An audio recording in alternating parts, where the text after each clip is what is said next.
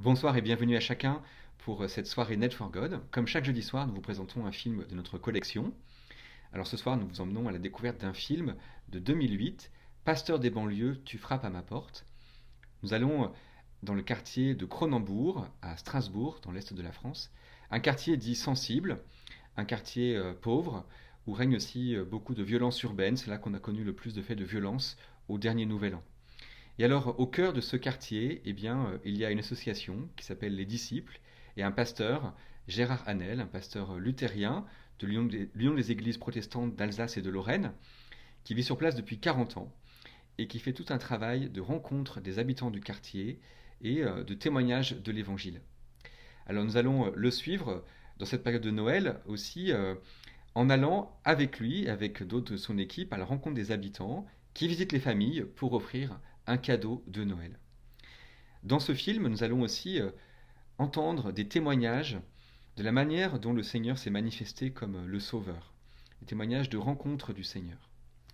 Et alors ce film eh bien, nous prépare à une semaine de Noël à accueillir Jésus, notre espérance, notre joie, notre Sauveur. Aujourd'hui, vous est né un Sauveur.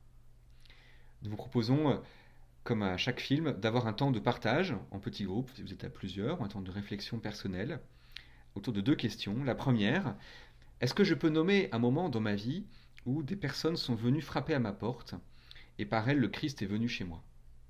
Et est-ce que je peux aussi penser à des portes auxquelles je suis invité à aller frapper aujourd'hui? Peut-être dans ce temps de Noël aussi, des personnes à aller visiter. Et puis la deuxième question, comment est-ce que moi-même, personnellement, je réponds à cet appel à être un réparateur de brèches? Avec toute l'équipe Net for God, nous vous souhaitons un saint et joyeux Noël et déjà une très belle année 2021. Il y a, je sais pas, une trentaine d'années, j'ai été par exemple à Strasbourg en tant qu'étudiant toquer à une porte. Je ne savais pas qui habitait là et j'avais en face de moi une demoiselle. Bien sûr qu'elle m'a regardé l'air de dire « Tu viens d'où, toi ?» Et je lui ai dit « On ne se connaît pas, hein ?» Alors elle m'a dit « Non, je ne vous connais pas. » Ben, je dis « Voilà, je m'appelle Gérard. » Et elle m'a dit « Je m'appelle Keziban. » Et je lui ai dit « Bientôt chez nous, c'est Noël, chez les chrétiens. Et je voudrais te demander, est-ce que tu es prête, toi, Keziban, à ce que je vienne avec d'autres chez toi, à Noël, pour t'apporter un cadeau ?» Avec sa spontanéité de demoiselle, elle m'a dit, et d'enfant, elle m'a dit oui. Et je lui ai dit, écoute, il faut que tu ailles demander à tes parents pour savoir s'ils sont d'accord. Et elle a été s'enquérir de la réponse de ses parents. Elle est revenue en disant, ils sont d'accord. Et pour moi, cette réponse simple, cet accueil premier, m'a touché. Et de porte en porte, comme ça, au fil des années, on a continué à toquer à d'autres portes. Et quand je suis arrivé avec d'autres ici dans le quartier de Cronenbourg, ben nous avons fait la même chose.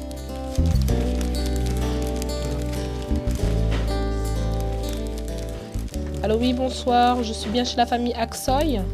Je téléphone de la paroisse. Donc nous sommes passés il y a quelque temps chez vous pour inscrire vos enfants pour les cadeaux de Noël. Aïda et Suleiman. J'appelle pour les cadeaux de Noël. On avait inscrit Dylan il y a quelque temps. Et je voulais vous rappeler qu'on passera demain entre 3h et 5h pour amener le cadeau de Dylan. Cette action de Noël, appelée Osons croire ensemble, a lieu chaque année dans la paroisse protestante luthérienne de Cronenbourg. Ce mois-ci, Net for God vous emmène à la rencontre des habitants de ce quartier, classé comme zone urbaine sensible, en périphérie de la ville de Strasbourg, dans le nord-est de la France. En ce samedi du mois de décembre, plus de 300 jeunes des environs, les mains remplies de cadeaux confectionnés par leurs soins, se rassemblent pour rencontrer et offrir leurs cadeaux aux enfants de plus de 250 familles du quartier. C'est l'un des pasteurs de la paroisse, Gérard Hanel, qui les accueille avec son équipe de jeunes.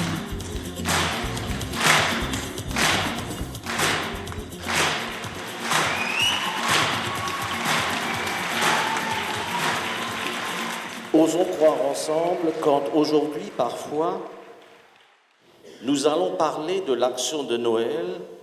Il y en a qui disent, ça se passe où? Et quand on dit à Cronenbourg, il y en a qui disent, ah non, c'est là où les Arabes brûlent les voitures. J'exagère pas, hein, c'est pas la peine de me regarder comme si c'était étonnant, c'est vrai ce que je vous raconte. Pourquoi est-ce que là-bas, les jeunes sont si méchants? À peu de choses près. Comme si ailleurs, sortis du quartier, tous les jeunes étaient d'un coup, comme ça, métamorphosés, transformés en gentils. Mais dès qu'ils rentrent dans les quartiers, c'est fichu. Et ici, dans le quartier, nous avons sonné à des portes sur les familles qu'on a visitées. 258, on dit « OK » pour que vous puissiez venir chez eux cet après-midi. Vous allez visiter comme ça, ensemble, 600 enfants.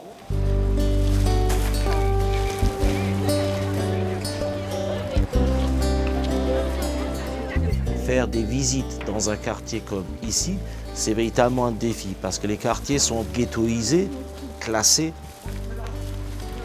Je crois que c'est ça notre vocation, ouvrir les portes, ouvrir les portes.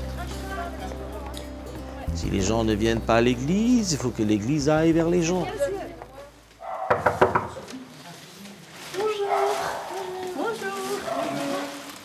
Bonjour. Ah bah t'as vu, vous êtes gâtés. C'est la première fois d'accueillir comme ça autant de monde, ouais, c'est la première fois. Ça touche énormément de partager et de faire plaisir aux autres. C'est ce qu'il faut faire normalement, partout, pas que seulement qu'ici, dans le monde entier. Un des sens de l'action, c'est planter des signes. Il y a des gens qui râlent souvent, qui disent rien ne va plus dans des cités. Un peu à l'image d'un proverbe africain, je dirais qu'il ne s'agit pas de maudire l'obscurité, il vaut mieux allumer des lumières. Voilà, c'est un peu ça le sens. Il y en a qui se contentent peut-être de dire rien ne va plus. Hein.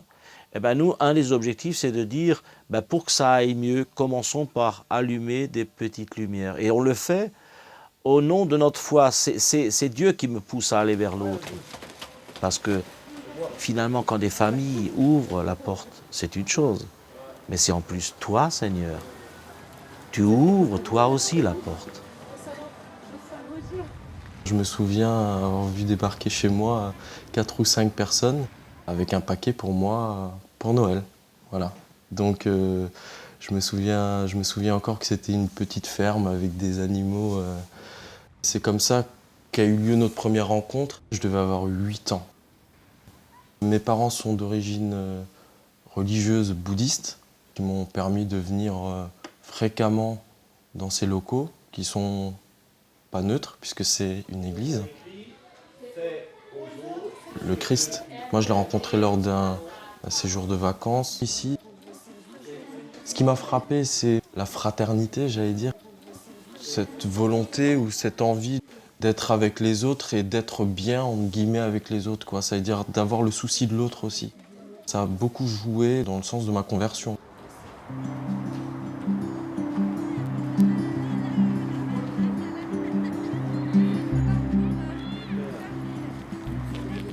Lorsque je suis arrivé dans le quartier, j'ai passé beaucoup de temps dans la rue.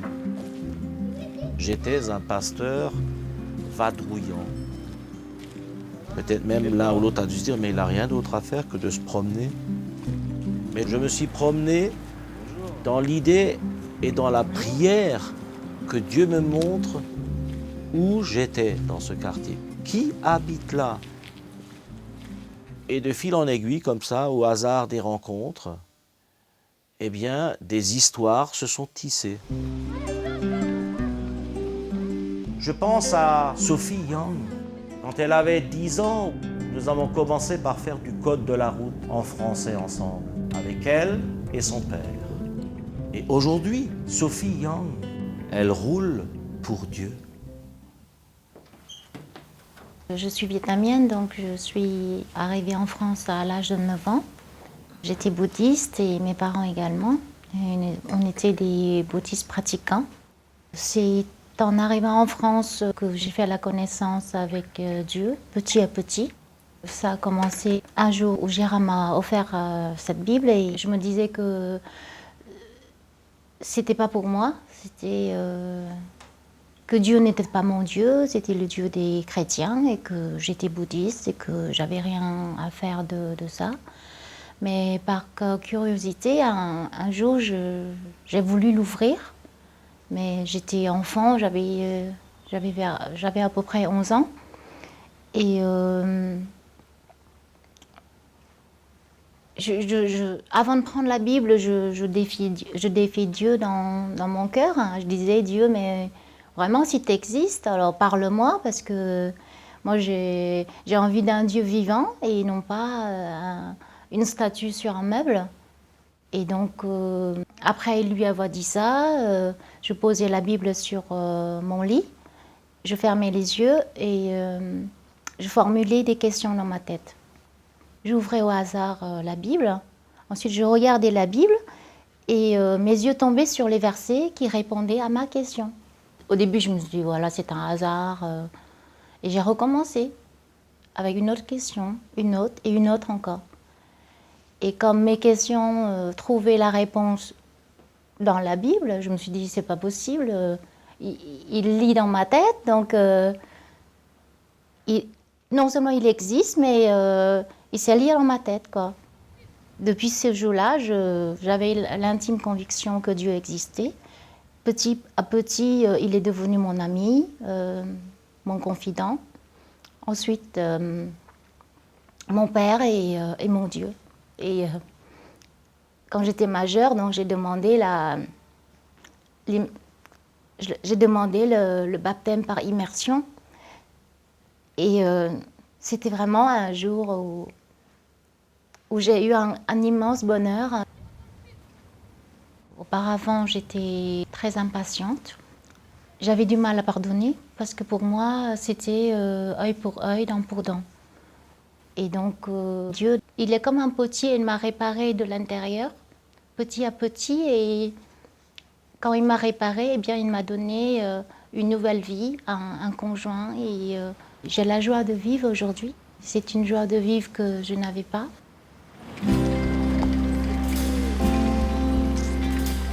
Des histoires comme celle de Sophie Young sont nombreuses ici, dans ce quartier de Cronenbourg. Elles prennent notamment naissance dans les sous-sols de la paroisse, au sein de l'association Les Disciples, dont le pasteur Gérard Hanel est directeur depuis 1981. C'est là qu'aujourd'hui, une centaine d'enfants du quartier viennent chaque jour. Ils sont accueillis par les salariés bénévoles de l'association pour faire, entre autres, leurs devoirs scolaires, chanter, danser, découvrir la Bible, prier ensemble. Si on ne se connaît pas, on peut s'apprendre à se connaître et on peut apprendre à vivre ensemble. Et s'il y a des disputes, il faut toujours après se pardonner. Et cela t'est arrivé de pardonner à quelqu'un ? En fait, c'était l'année dernière. Il y avait un copain où j'habite, il me disait des gros mots. Et après, je n'arrivais pas à pardonner parce qu'il avait dit beaucoup de gros mots. Et après, je le pardonnais. Je lui ai pardonné et maintenant, on se parle. Comme il est dans la même classe que moi, on se parle et on s'est réconciliés.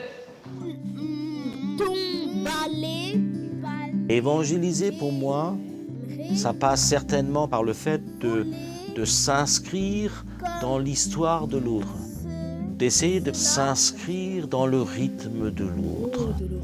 Je ne vois personne en bas, Lavinia. Je crois qu'on ferait bien d'atterrir. Évangéliser, pour moi, ça passe certainement par la parole, le geste, le regard sans doute aussi. J'habite à Cronenbourg. Quand je m'ennuie à la maison, je viens, je fais déjà avec les animateurs. Et les dimanches, j'y vais avec mon père à la prière et on prie là-bas. Et qui est-il pour toi, Dieu ? C'est comme mon père, mais plus que mon père. Et pourquoi c'est plus que ton papa ? Parce que Dieu, il ne peut jamais frapper un enfant. Il ne va jamais laisser un enfant tomber. Il ne va jamais laisser un enfant tout seul. Et tu as des amis ici? Oui, j'en ai beaucoup. Qu'est-ce que c'est pour toi un ami? C'est quelqu'un qui partage tout avec moi, même mes secrets. Un enfant peut être par exemple en échec scolaire, mais il n'est pas forcément échec et maths.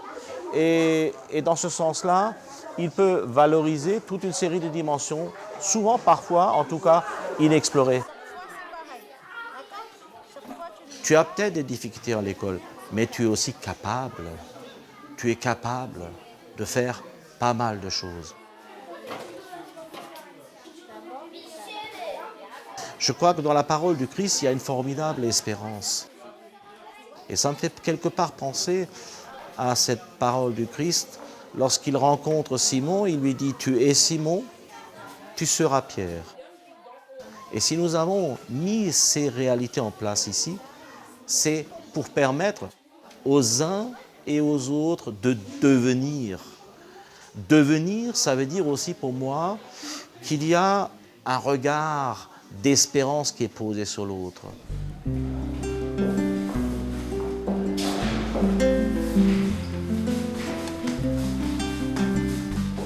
On n'a pas choisi le lieu où on habite. On arrive en tant que réfugiés politiques, on est dans les foyers et puis finalement on est dispatché dans des cités, on ne choisit pas. Huguette et Mélodie sont arrivées d'Angola, dans le quartier de Cronenbourg, en 1988. C'est en venant à l'association qu'elles ont découvert des amis et le Seigneur. Aujourd'hui, elles se réunissent chaque dimanche avec d'autres pour prier ensemble. Ce qui est formidable, c'est justement que le Seigneur soit avec nous et qu'il se révèle à nous même en plein cœur d'un quartier comme Cronenbourg, où il y a pas mal de choses qui se passent. Oui, c'est vrai que c'est pas toujours tout rose. On ne pensait pas que l'Esprit Saint pouvait être donné à chacun en fait, de s'exprimer avec l'Esprit Saint, avec l'aide de Dieu. On pensait que c'était quelque chose qui était réservé à une élite, à des personnes sans défaut, qui étaient là sans cesse vouées au Seigneur matin, midi et soir. On ne pensait pas que l'Esprit Saint, en fait, finalement, il est en nous, en chacun d'entre nous. C'est à notre feu. Et finalement, j'ai découvert un Dieu d'amour, un Dieu qui est ancré dans mon cœur et qui le sera encore, je le sais. Et je voudrais vraiment partager cet amour de Dieu avec tous ceux qui m'écouteront, tous ceux qui me verront. Leur dire que Dieu est vraiment grand et qu'il agit, même dans les situations où on pense que c'est fini, Dieu est toujours là et il est surprenant. Je fais partie de ce groupe de prière. J'ai fait connaissance des Seigneurs par le biais de l'association lors d'une colo d'un camp. J'ai vu des gens qui faisaient une démarche pour accepter le Seigneur dans leur vie. Je me suis dit, pourquoi pas moi? Bon, j'ai fait ce pas-là. Et disons que jusqu'à ce jour, j'étais un aveugle. Le jour où je me suis converti, le Seigneur m'a ouvert les yeux car j'ai vu des choses que je ne voyais pas jusqu'à ce jour. Car avant d'être chrétien, j'avais beaucoup de souffrance en moi et le mot le plus fort, beaucoup de haine envers les autres et de haine surtout envers moi-même. Le jour où je me suis converti, j'ai accepté le Seigneur et la première chose que j'ai retenue dans la Bible en lisant, c'était d'aimer son prochain. Et moi, en parlant avec le Seigneur, je dis, Seigneur, mais si moi je me déteste, je me hais, je ne peux pas aimer les autres. Et le premier combat que j'ai eu en tant que jeune chrétien, c'est d'aller vers moi et de m'accepter comme je suis, moi. Et de m'aimer moi comme je suis. Le Seigneur m'accepte comme je suis. Et j'ai eu ce combat de m'accepter moi-même. Et je me suis dit que le jour où je m'accepterai moi-même, je pourrai aller plus facilement vers les autres, vers mes frères, mes sœurs, que j'ai aujourd'hui et que j'ai dans le monde entier.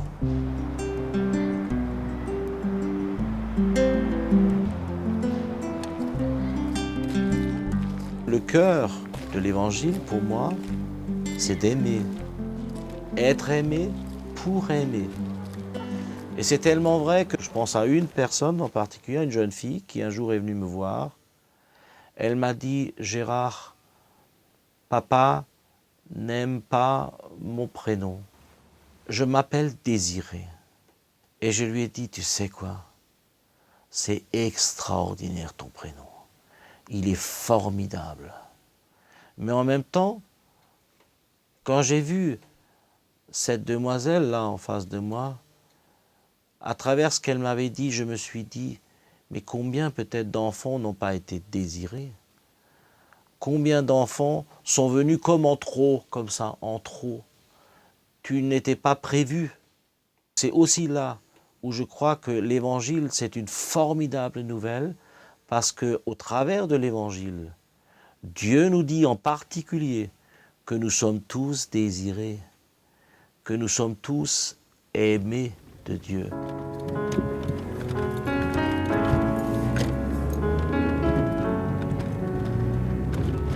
J'habitais à Cronenbourg dans une tour au 5e étage avec mon frère et ma mère, quand ma mère était là d'ailleurs. Et mon père, je ne l'ai pas connu. Dans ce quartier, c'est la violence, c'est-à-dire que pour pouvoir vivre, il faut s'affirmer. Donc il faut être plus fort que l'autre. Il faut montrer des signes extérieurs, c'est-à-dire que moi, mon signe extérieur, c'était la violence verbale, la violence physique. J'avais déjà commencé à fumer à l'âge de 8 ans, donc tout le monde me respectait un peu dans le quartier parce que c'était signe de maturité. Je grandissais sans amour, avec mon frère. Ma mère, qui avait un mec, elle allait vivre chez son mec la journée, le soir aussi, elle rentrait juste pour qu'on lui lave son linge. On faisait le ménage, elle venait surveiller si le ménage était fait. Et la bouffe, il fallait qu'on se débrouille tout seul. Je mangeais pain, confiture et café. Donc depuis tout jeune, je mangeais que ça. D'où mon épaisseur aujourd'hui, parce que je n'ai pas du tout appris à manger correctement. Et j'enviais toujours les enfants à l'école quand ils parlaient de leurs parents, mon papa, ma maman. Et moi, je suis là, mais d'accord, ni ma mère qui est là, mais je m'en passerai. Un père, je sais pas ce que c'est. Et mon frère qui était avec moi tout le temps, c'était mon frère, ma sœur, c'était tout en un. Et un jour, ça sonne à la porte. Et j'ouvre la porte et il y a un barbu là qui est devant la porte. Je dis, oui, c'est qui celui-là? Et je dis, vous êtes qui? Il me dit, je suis pasteur à la paroisse de Cronenbourg. Je dis, ah ouais? Et pourquoi vous venez là? Il dit, mais parce que j'aimerais voir ton frère, il vient au groupe de jeunes. Je dis, ah bon? Et c'est quand le groupe de jeunes? Il me dit, c'est le mercredi soir. Et Gérard me dit, mais écoute, si t'as envie de venir, tu viens voir. Alors bon. Après avoir enlevé la crainte du frangin, du frère qui me dit ne viens pas, je suis quand même allée pour voir. Et là, il y avait plein de jeunes du quartier, comme moi, qui étaient là, une partie je connaissais, qui étaient là et avec Gérard assis et qui commence à dire bon, on va prier. Bon, déjà, nous, on se regarde, on va prier, c'est quoi ça? Et alors il se met là, il prie et nous, on regarde. Et il dit merci Dieu parce que tu es là. Alors nous on regarde sur la chaise, on regarde sous la table, un peu à la provoque quoi, pour provocation, pour voir si ce qu'il dit est vrai. Parce que bon, on peut nous dire beaucoup de choses. Et il nous parle de Dieu, un Dieu qui aime. Et alors moi je disais un Dieu qui aime, un Dieu qui nous laisse pourrir dans les appartements comme ça. On n'a rien. Et le mal de vivre se faisant, j'ai commencé à utiliser des drogues plus ou moins sympathiques, entre guillemets, et j'ai commencé à décliner. Et alors là, je parais bien, mais à l'époque, c'était des lames de rasoir partout, c'était habillé en noir, en cuir. Mon objectif, c'était de trouver un moyen de mourir. Parce que j'avais l'impression de survivre à rien. Quand tu n'es pas aimé, quand tu ne te sens pas regardé pour ce que tu existes, parce que tu es là, pourquoi vivre? Pourquoi continuer? Ça ne sert à rien. Alors, je me coupais les veines tout le temps, j'ai encore les marques aujourd'hui, mais je venais quand même ici, parce qu'ici, il y avait Gérard, Cathy qui a été quelqu'un qui était important aussi pour moi, parce qu'elle me parlait de Dieu, elle est toujours patiente, elle écoutait quand on parlait. Alors, un adulte qui écoute, j'avais pas jusqu'à présent eu l'occasion d'en rencontrer. Dans ce que Gérard nous expliquait de la Bible, il nous disait, voilà, Jésus veut que tu l'acceptes dans ton cœur. Oh là là, Jésus veut que... Qu'est-ce que ça veut dire, ça? Et ça veut dire quoi, concrètement? Et ça veut dire quoi après, quoi? Et alors, il a dit, voilà, Jésus, il toque comme à une porte, et il veut rentrer. Et il veut simplement prendre parler avec toi et prendre le temps avec toi. Je dis, mais il me connaît, puisque tu dis qu'il est Dieu. Il sait tout, il voit tout. Pourquoi est-ce que moi, je dois encore lui dire? Pourquoi est-ce qu'il accepte que quand les mecs qui viennent chez ma mère, ils en profitent aussi pour coucher avec moi? Il ne peut pas ouvrir les yeux et regarder ce qui se passe ici dans le quartier pourri. Alors comme ça fait beau. Mais quand tu rentres derrière les portes, derrière, c'est horrible ce qu'on vit. Et les gens, ils s'arrêtent qu'à ce qu'on voit devant. Et un jour, quelqu'un m'a dit, mais est-ce que tu le laisses changer les choses? Est-ce que tu as une fois lâché prise? Tu l'as laissé regarder vraiment au fond? Est-ce que tu as enlevé toutes ces murailles? Parce qu'en fait, j'avais mis, il semblerait, on me l'avait dit, mais aujourd'hui je réalise, une carapace, mais comme ça. Et personne n'arrivait à rentrer et à percer. Parce que si tu laisses une petite porte ouverte, j'avais l'impression qu'on allait... C'était fini, il n'y aurait plus rien. Et il ne fallait pas. Pour survivre dans le quartier, il ne fallait pas montrer ta faiblesse.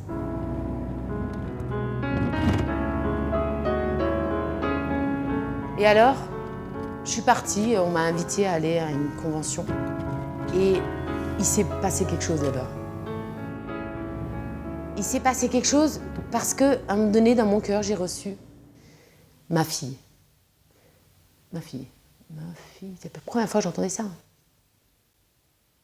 Même ma mère m'a déjà dit ça. Et je me suis dit, non, j'entends des voix, là, ça va pas, il y a un problème. Non. Et non, dans mon cœur, c'est ma fille. Lève-toi et sors. Et je suis sortie. Et il y avait de l'eau, là, alors rentre dans l'eau. Il y a plein de gens, là, toujours rentrés dans l'eau, c'est pas non. Je parlais comme ça. Va dans l'eau. Dans mon cœur, c'était va dans l'eau. Alors je rentre dans l'eau timidement, là, parce qu'il faisait chaud. Puis c'était va plus loin dans l'eau. Et dans mon cœur, c'était ma fille, va plus loin. Et ma fille m'a poussée à aller là. Et quand je suis arrivée là, à peu près là, je sais pas, je suis tombée dans l'eau, j'ai ripé, je sais pas ce qui s'est passé, et j'ai dû nager pour sortir de l'eau. Et je suis sortie en nageant, et j'ai dit, écoute Dieu, je sais pas ce qui s'est passé ici, je cours vers ma tante, je me suis changée, j'ai dit, c'est fini, on n'en parle plus.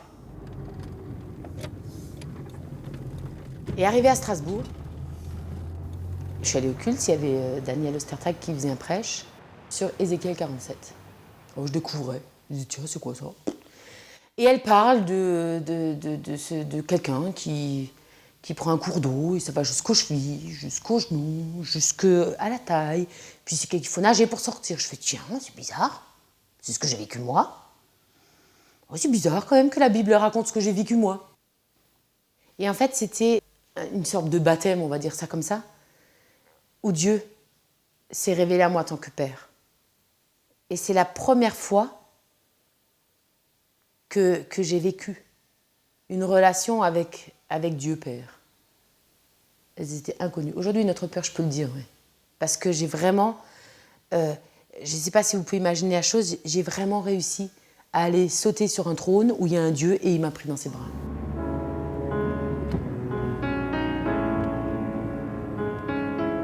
Et alors, d'une vie qui était très très très mal partie, avec des résultats scolaires catastrophiques, je me suis retrouvée un jour à dire à Dieu, il me faut un travail, un logement, une voiture.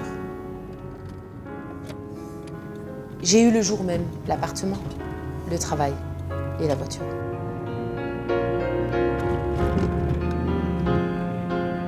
Pour moi, c'était Dieu qui intervenait d'une manière miraculeuse dans une vie pourrie comme la mienne et qui me disait, mais tu es ma fille, tu as de la valeur. Alors vas-y, maintenant, je vais faire le travail.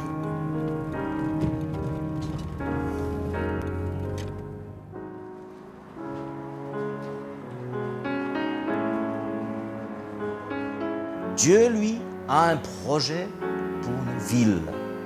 Dieu, lui, a un projet pour les pays et les villes du monde entier. Et pour le mener à bien, il compte sur son peuple. Il compte sur nous. Il compte sur nos vies.